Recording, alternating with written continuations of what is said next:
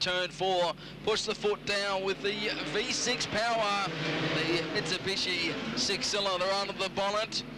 As they exit turn number 2, he continues to lead the way. They sort himself out mid-pack, and they're going to have to do something to sort himself out because Bell has already got a 4 or 5 car length lead over Oliver in second place.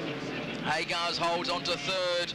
Then we go back to the number 4 car of Normie Moore, but watch for the 2 charges from the back of the pack, namely Crouch and Jenkin by 2 I should say, because Jamie Jenkin won't be left behind at all as she moves up on the rear bumper of Dylan. But we have Agars on the inside of Oliver down the back straight away, takes away second position from Oliver, relegates him back 1 spot, as now Crouch looks on the inside of Normie Moore, as does Jenkin, do very similar. Dylan in the way of Jenkin, and this is going to be one hotly contested race. Crouch to the inside of Oliver in turn number 3. Make sure he doesn't push wide, exiting turn 4 against the drive out of 4. Now he moves into third position. Now he's got a clear track in front of him. He's got a car in between himself and Dylan Jenkin. Well, he did have until Jenkin now got past Oliver. Race leader, the number 2 car for BOC Gases in Greg Bell. Then we have the Agars race product supported Scott Agars. But here comes the 2 charges in the way of Tim Crouch and Dylan Jenkin.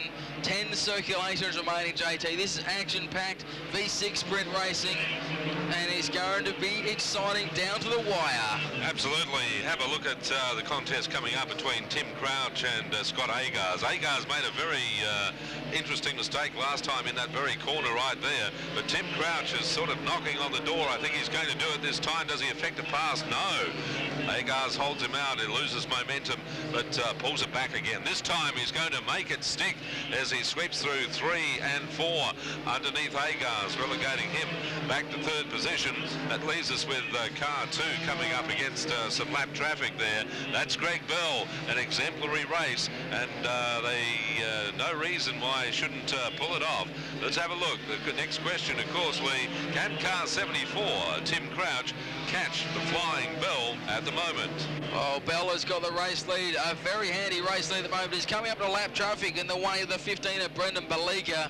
He is gone to the outside of Baliga. Now Crouch coming up onto the inside of Baliga, trying to make the pass, exiting turn number 2. Can't make the pass at the moment. Now he goes on the inside. Bearing in mind the points from tonight carry over to tomorrow night's racing here in the feature race, so they want to make sure they continue the points chase for the Mike Schultz V6 sprint feature tomorrow night. But the race leader is a number 2 for BOC Gases, Greg Bell, coming out of turn number 4 as we speak. 3 circulations of the Review Speedway remaining. It is Beryl Crouch, Dylan Jenkin, then comes Scott Agars, Jamie Jenkin, and the number 10 car in there also of Norm Moore.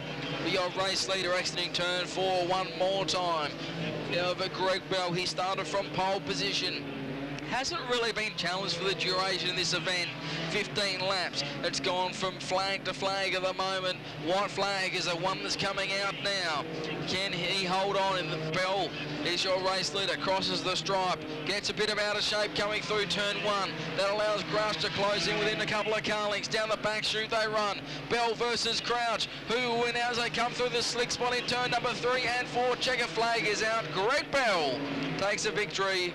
74 car of Crouch for second, then comes Dylan Jenkin, Scott Agars, then the 52 car of Jamie Jenkin, followed by Norm Moore, and further back in the pack we have the 4 car of Normie Moore. Oh, we have a rollover, a big rollover on the main straight. Greg Bell.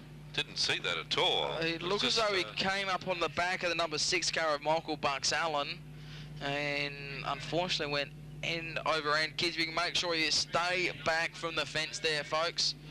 You stay back from the fence. And great result.